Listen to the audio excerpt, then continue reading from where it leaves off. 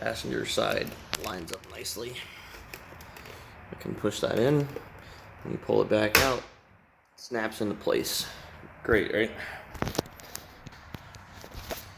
Driver side, not so much. Driver side does not want to have that nice straight line. It just wants to snap back into this curved position, so it's not fully coming back out.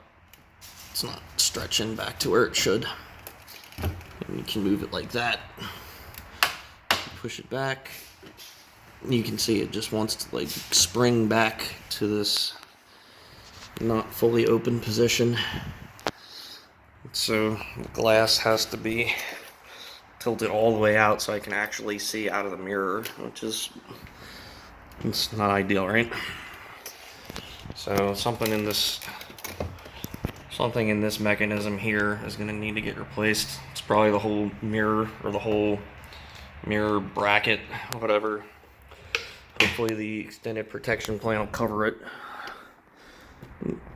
but I guess I'll have to get them to look at it and tell me if it'll be covered or not, and then what it's going to cost to fix it, because that's just not good.